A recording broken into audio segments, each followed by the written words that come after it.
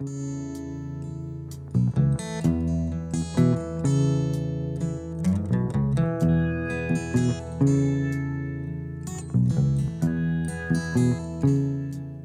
to Bluegrass Brooklyn, our podcast all about the music we love, coming to you from the Bluegrass borough of Brooklyn, New York.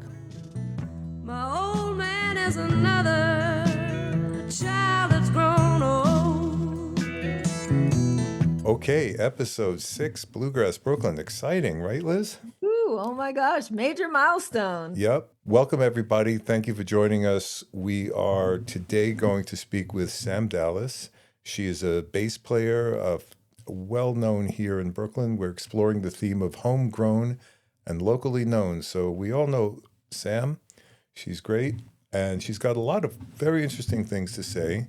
But speaking of milestones, she's also the first woman we're interviewing at length on the show. That's right. And that feeds right into an upcoming theme or a developing theme that we have, which is women in bluegrass. So next week, for instance, we have Vicki Vaughn coming on, and she's another woman in bluegrass. And we're just want to give everyone voices. Absolutely. I hope everybody enjoys this interview as much as we did. We're also going to get a bit more of an update on the upcoming major event in Jersey, Jam Jersey. Liz, I think you've got a few things you can tell us about that. We got a few comments from you later on. And we'll talk to Liz and Ron Zwerdling together, who are the masterminds behind the uptown New York Jampire that's built up there with bunches of jams in upper Manhattan and Riverdale and Bronx. So it's going to be a fun show. Anything else on your mind, Liz, before we start? I want to say something about Sam also, is that one thing that I love about her is she's a consummate professional. I know some folks who have hired her to work with them, and she is just a stalwart, incredible, strong person to play with and hire. And so if you're thinking about a bass player, think about Sam Dallas. She's really somebody you can depend on. And a pleasure to play and work with. Absolutely. Musically talented. Yep. Okay, so before we get started, please remember, follow us on Instagram at Bluegrass Brooklyn. Brooklyn is spelled BKLYN. Also on Facebook, Bluegrass Brooklyn, spelled the same way. And Liz, your Jampire can be found where? BluegrassJamsNearMe.com. Right. So now you know where to find us. Let's get going.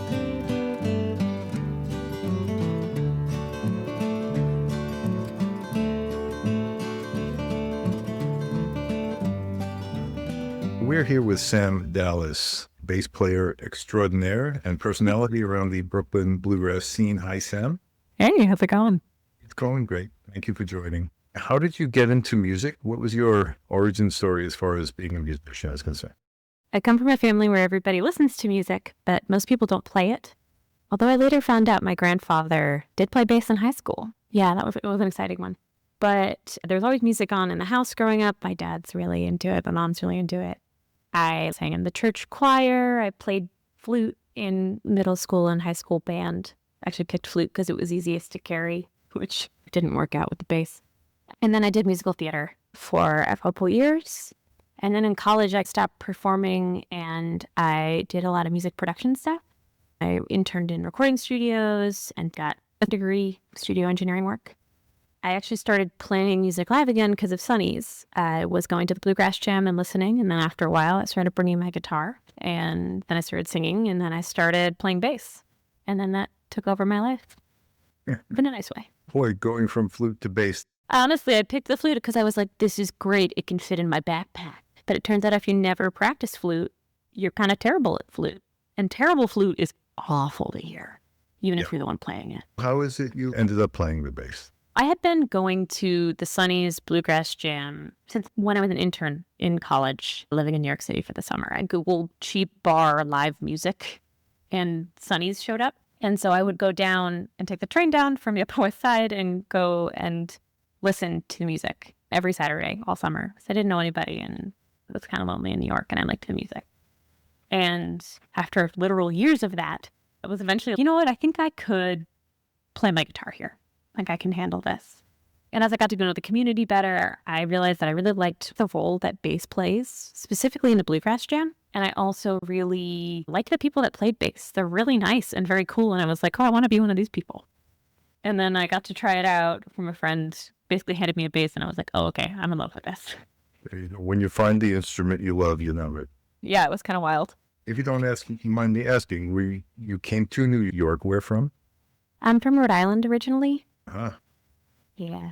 When did you arrive in New York and start your musical journey? So I interned in New York. It was the summer of 2015, but I moved here for good in 2016, right after college. I had gotten a job at a tech startup. I studied physics in college and knew I didn't want to go to grad school. And I knew I wanted to live ideally in New York City. So I took a tech job here and moved here.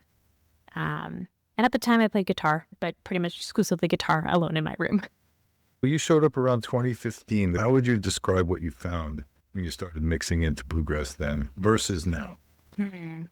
I don't honestly know how much of what I see as a change is how I've changed and how much the scene has changed. I think there's some stuff that's very obvious. Hey, I used to stay out at Sunny's until 4 a.m. every weekend.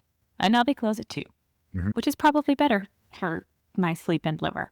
But I think it has gotten a little bit more welcoming, is my hope, in that time. But I've also, that honestly could be just I've gotten to know people and I am less intimidated. Yeah, I gather from people who were around in the early 2000s, there was a high-powered, professionally attended scene, what we would call fast jams. But I know that we have a pretty welcoming community in New York. I know you from seeing you around bluegrass jams. You play the bass, and the way you do it, at least, the bass plays quite a leadership role. You want to tell us how you view your role, particularly what you bring to it as a bass player in the jams you attend?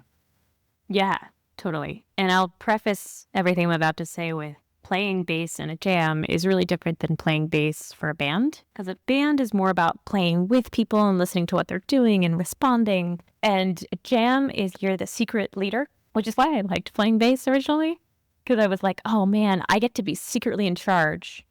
As in, they have to tell me what song they're playing. They have to tell me what key it's in, and I have to make sure I know it before we start, or they're just going to have a bass. I was like, this is great. I get really anxious at these jams, and now I have a job and a role, and when you walk in the door, everybody's like, oh boy, the bass is here. But specifically in a bluegrass jam, the bass player does a lot of facilitating, I would say. And that takes the form of a couple things. The big one is trying to keep the tempo relatively even. Tempo is the first place everybody gets creative at a jam. Some slow down, some people speed up. Sometimes we do a little bit of both. And the bass player's job is to try and nudge it into a way that is playable for everybody, not necessarily even keep it straight ahead. So that's one. The other is trying to cue people on the courts. After doing this for a while, you start to pick up the songs and you can try and cue people with the way that you're playing bass. My goal is to find a way to allow everybody to participate as much as they want to. I'd like to know, have you met any of your bluegrass heroes? I've gotten to see a lot of them in concert. I know you just talked to Michael Daves. I think he knows everything, as far as I can tell, which is amazing. He's one of my heroes in that respect. I've got to take classes with some pretty cool people. In quarantine, I got to take a really amazing Zoom bass class with Jeff Picker. And he had Paul Cowart and Bridget Carney come in and do guest lectures. And I've also gotten the chance to learn from some really great people out at Ashokan. Mostly Mary is fantastic and Mike Bob are really great. Do you have any teachers or mentors who have had singular impacts on your musical development? Yeah, so I have gotten to take a bunch of in-person lessons with people around the city. So I've taken lessons with Eric Elvar and Max Johnson, both are great teachers. I've been taking lessons recently with Nathan Estelby, and he's awesome. I really love his approach. Probably the biggest impact, though, was a professor I had in college. I did take a year of music theory, and I only added the music degree like senior year. It was me and a bunch of 18-year-olds, and I was a senior, and I was just absolutely getting my butt kicked by all of these children who have been playing piano since before they could walk, I assume. And I had a really lovely teacher named Arlene Hole. She would have us come in and play piano and do rhythm exercises and all of this. And every time I would come in and just absolutely bomb. I remember coming in and playing a piano etude at, I want to say it was 30 BPM. So I could get through it. And she was really kind and encouraging. And it was like the first time I had tried to practice music rigorously. Yeah. And had somebody that was encouraging. And that was a huge impact. Yeah, it can be pivotal. I'm taking fiddle lessons with a guy named Chad Manny. He's got all the technical stuff you can imagine. He plays great, plays the kind of music I want to own, Western swing. But more importantly, when I saw him on Zoom, he looks like he's having a great time. There's so much joy oozing from him. And I said, this is the guy I want to learn from. And when he plays it, that's also always great. Oh. Pardon? Oh, I also take voice lessons with Sophie Lair-Barabee, who is a really lovely person and a fantastic teacher. And it's been really helpful too. And I don't want you to be too modest. You have a beautiful voice. We've heard you sing plenty of times. Something's going right there. Appreciate it. Yes, she's magical. What would you say was your most amazing musical experience? You mean like playing or listening? Most amazing, whatever. Okay, if you had to include listening, Mm-hmm. I got to see Paul McCartney play 5 years ago. And I think I sat there and cried the whole time. I was just so excited. Yeah, or maybe I got to sit in a week-long recording session with the Brian Blade Fellowship Band when I was in college. They did a week of rehearsals and then recorded a concert live to tape. It was super cool. And it was the first time I'd ever sat and really listened to jazz. And I remember thinking, oh, that's what drums can sound like? Those were two really mind-blowingly good ones. Let's talk about the other side of that coin. What's your worst jamming or musical disaster that you'd like to share with us? Oh, man. Okay, my hot take about this. So there's the things that I have messed up. I don't actually even remember how many times I had to, at a jam, stop a song partway through because I couldn't figure it out. And the loveliest people in the universe who were doing their absolute best to soldier through were all like, yeah, let's call it. So for the jamming, the only times that I've said it has gone badly has been when somebody's being a jerk. Mm-hmm.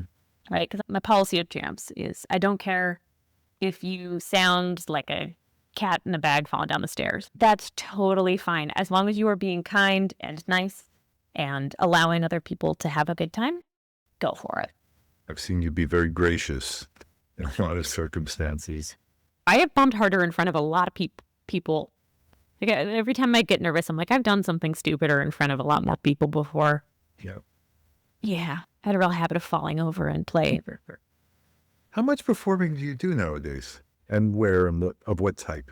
It varies a lot. So I play with, I don't know, 5 or 6 bands these days. Some of them I'm the first call bassist. Some of them are when everybody's out of town. I play typically 1, maybe 2 jams a week. I've been trying to cut back on that so I have more space to like practice and sleep and see friends. And I typically wind up playing in a show. In the summer, it can be every week or even multiple times in a week. And the winter tends to be a little slower. Mm-hmm. Yeah, so like most recently I played at Superfine, a bluegrass brunch gig with this band called the Sentimentals, which is really fun. I did a lot of like trio harmony and got Andy Statman to come and play mandolin, which was lovely. It's amazing. There's a legend. Oh yeah, he's so great. The band is Phyllis Elkind and Gene Yellen and myself. We usually get people to come in and be like musical guests, and that's been amazing. And where was this venue? Superfine. It's in Dumbo. They have a bluegrass brunch every Sunday, and it's a 3.5 hour gig, I think. Recommend the French toast. Came for the music, we stayed for the food, or is it the other way around? Depends on who you are. Actually, it turned out one of my coworkers was there. Totally didn't even see him. I've had that experience. I have some unrelated hobbies and activities where I was sitting in the community garden with the jam with Glenn and Sean and all those guys, and in strolls my friend Kimber, and he does a double take and I do a double take. So weird when worlds collide. It sure is. I don't want to let you two off the hook with your singing, though. Your bass playing is, in my experience, has been pivotal and Thank you. is a real driver for the jams I've been in. How much of your musical mind do you devote to your singing? Yeah. Singing has always been the thing that I'm most confident about. I started playing bass when I was maybe 24 and have worked pretty hard at it and have put in a lot of boring time with the metronome. Singing is something that I've done as long as I can remember. It's something I feel very confident doing and has been a nice foot in the door with music and performing live. As a singer and a musician, who would you say is your favorite songwriter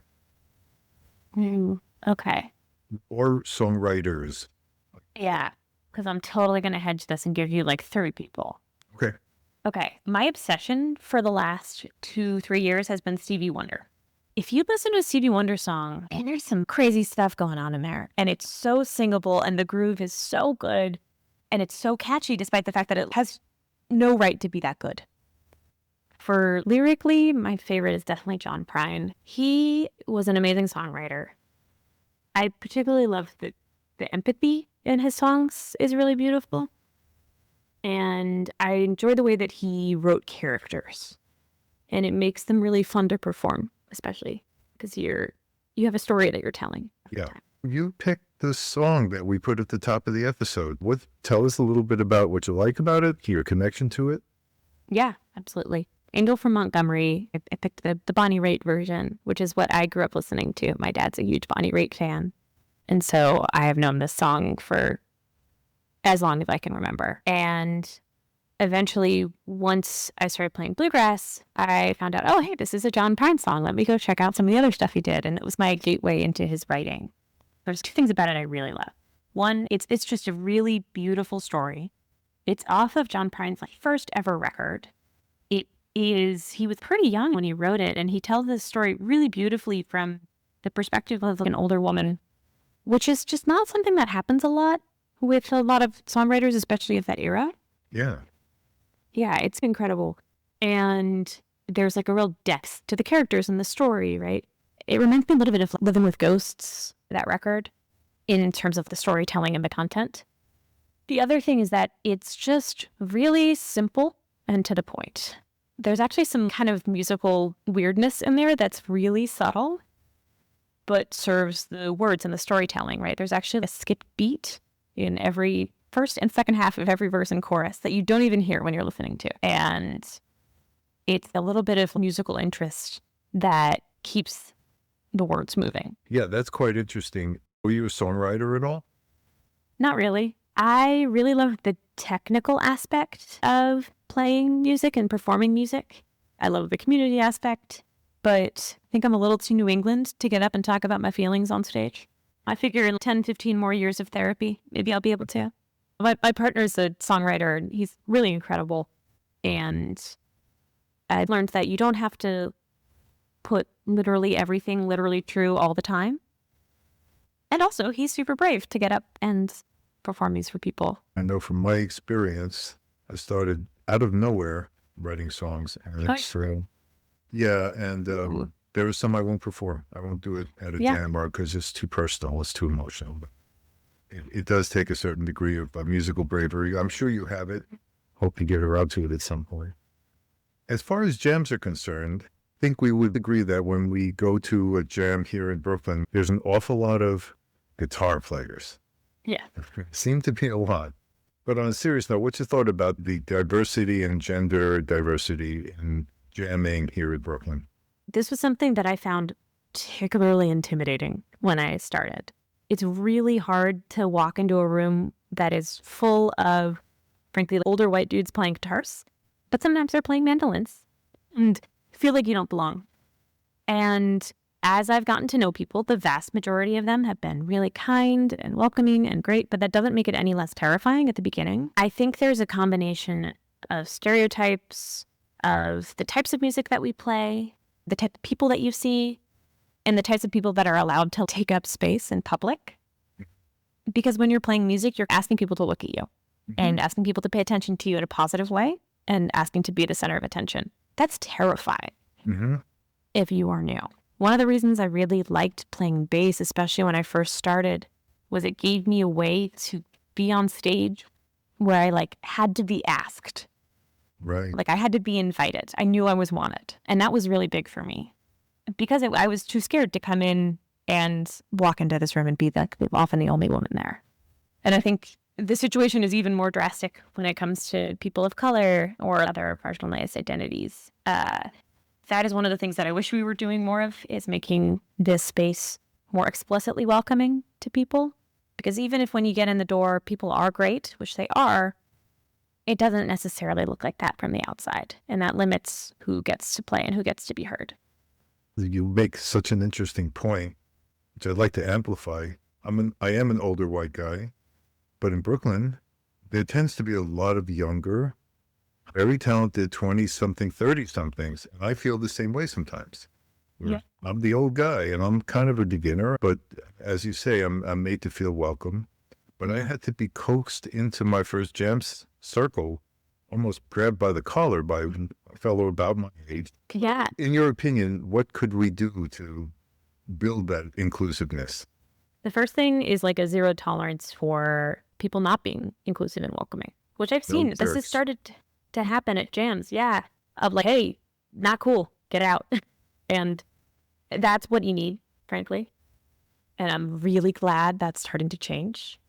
And I think the other thing is what you're talking about, of just bringing people in. The reason I started playing music at all was I think I was singing along at Sonny's, and Stan Baum, who's a guitarist and accordion player and an all-around great person, was like, that sounds good. You should do that more.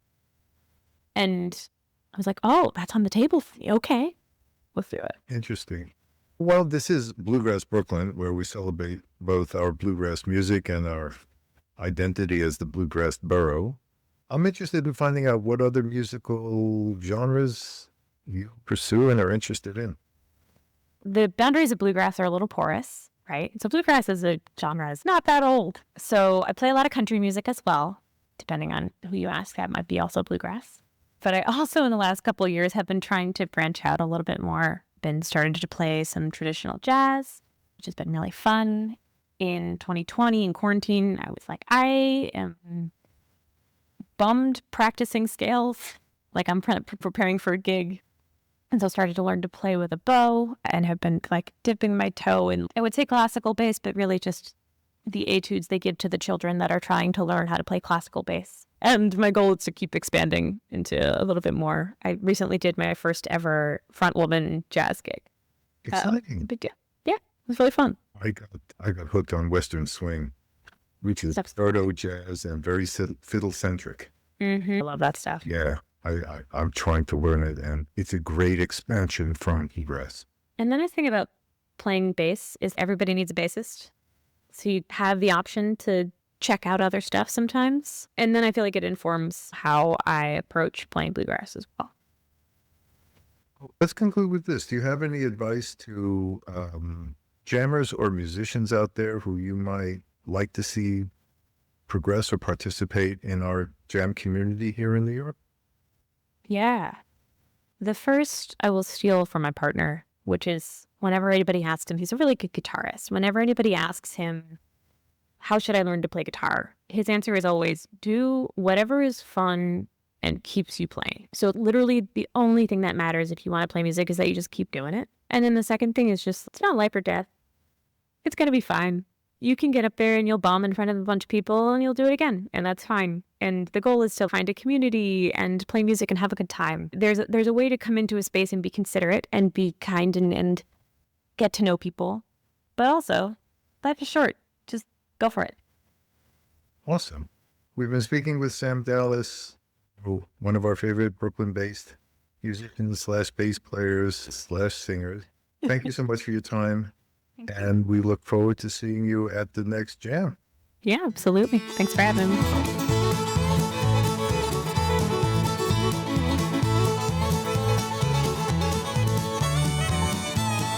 The following interview with Ron and Liz was taken at Jam Val this February. I mention it because you'll hear some music in the background, people singing at stuff. That's people jamming nearby. Okay, enjoy the interview.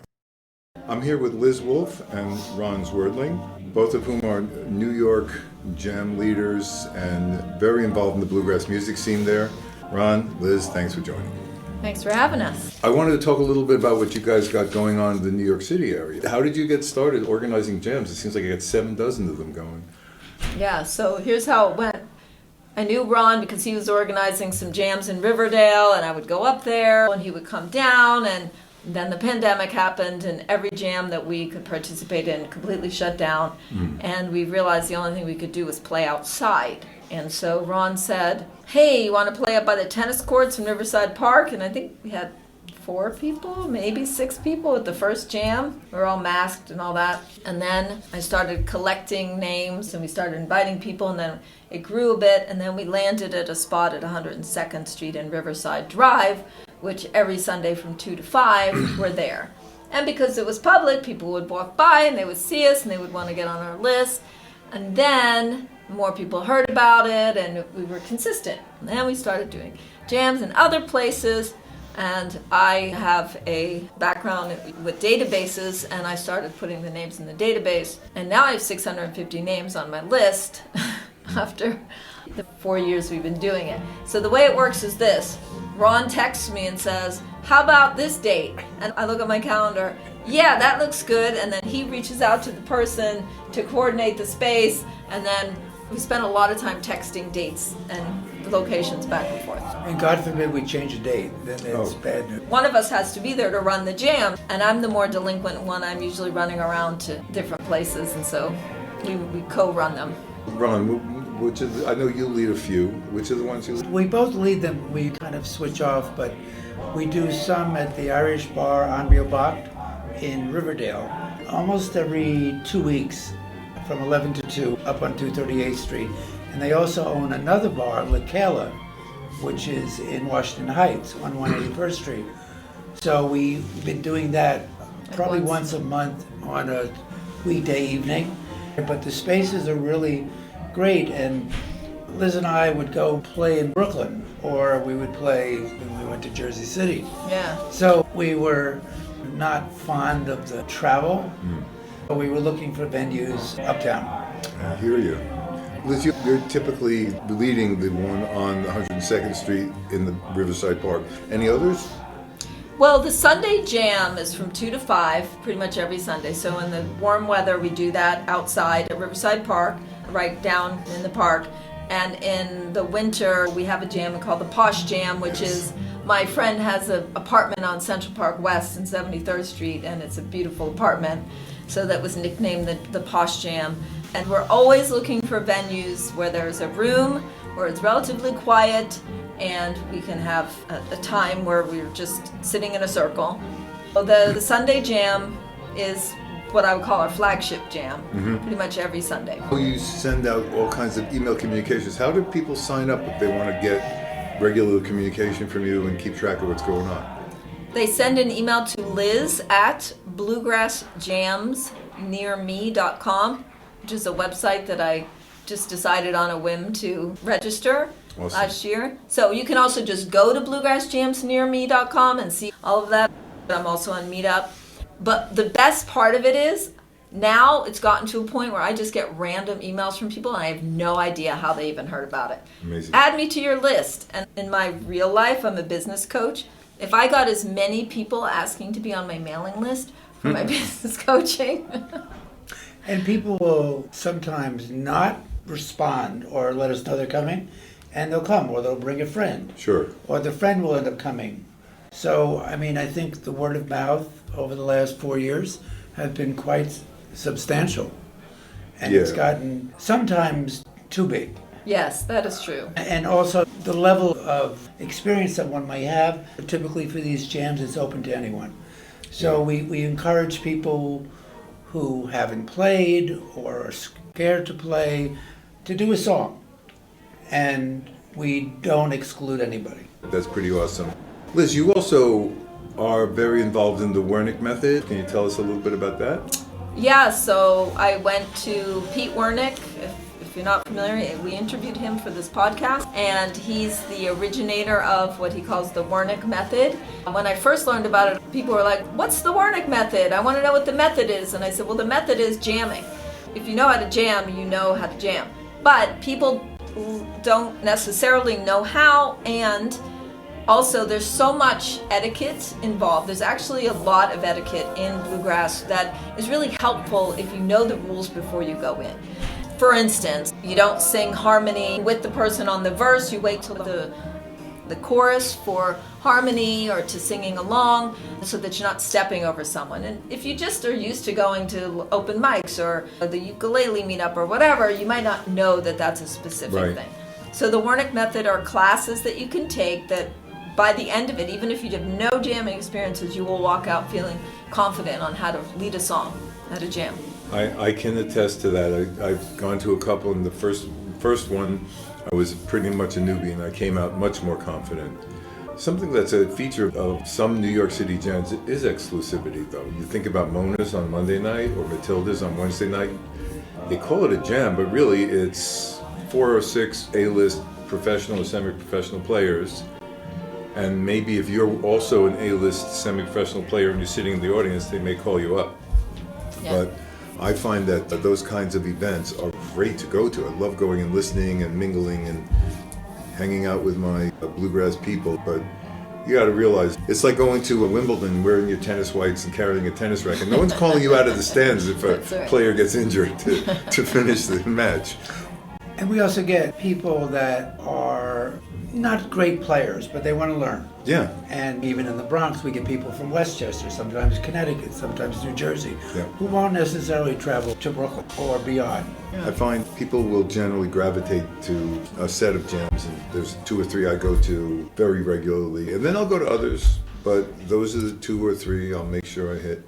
One last thing I want to ask you guys about before I let you go. Jam Jersey. Jam Jersey. Jam Jersey. Tell us about Jam Jersey. Well, what happened was last year I came to Jam Val and I loved it, and I have a lot of experience organizing events, and I just said, you know what, I'd want to do this in, I thought, New Jersey, because you can't do it in the city, that's too expensive, etc. I connected with Jordan Richmond. He's another Wernick instructor who's from the Boston area, and we're organizing it together. It's taking on a life of its own. People really want to participate and really want to help and support. It's April 4th through 6th in Mahwah, New Jersey, Lovely. Bluegrass capital of the world. In a hotel, and very nice hotel. And we're gonna be picking and jamming and doing lots of fun stuff. We're gonna have band all weekend long. That sounds like a ton of fun. So, Ron, before I let you go, do you have any advice to folks who are sitting on the fence about getting involved with jamming, and what would you say?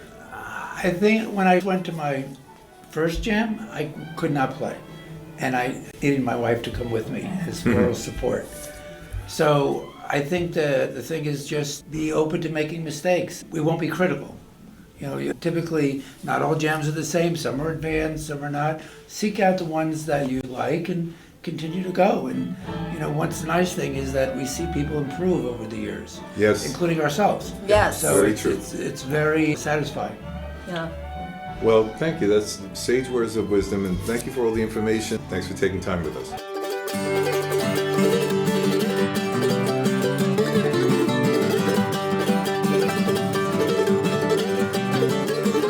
Wow, that was interesting. I'm glad we got to catch up to you and Ron at Jam Val. But we talked about Jam Jersey there, and it was early mid-February, and here we are in March. So what's going on with the main event? We are in full organization mode. People are buying tickets. It's really like crazy. It's really wonderful. Very enthusiastic about it. And we've got instrument classes, jams, concerts, open mic, band showcase, all kinds of fun stuff. And Mike, you know, you're going to be there with your Yep, podcast equipment, and we're going to ask some people to give us some jam anecdotes. that's right. If you've got a jam anecdote or you've got an opinion, come prepared to express it. Yeah. All right, that's fantastic. Okay, I'm looking forward to our next episode where you have an opportunity to speak with Vicki Vaughn. What a powerhouse. Speaking of powerhouse women in the bluegrass world. And she just got signed with a label, and that's a huge celebration. So this conversation happened before that, and she was a fabulous interviewee. So we're going to have fun with that. Amazing. And then after that, we're going to take it on the road, and we're headed down to Charlotte, North Carolina for Bluegrass Charlotte, where we'll visit some local jams and events and everything like that. So it's going to be a lot of fun. I'm looking forward to it. So thanks again for listening. Don't forget to follow us on Instagram at Bluegrass Brooklyn, and hope to see you around the Jam Circle. My home is across the Blue Ridge Mountain. My home is across the Blue Ridge Mountain. My home is across the Blue Ridge Mountain. For I never expect to see you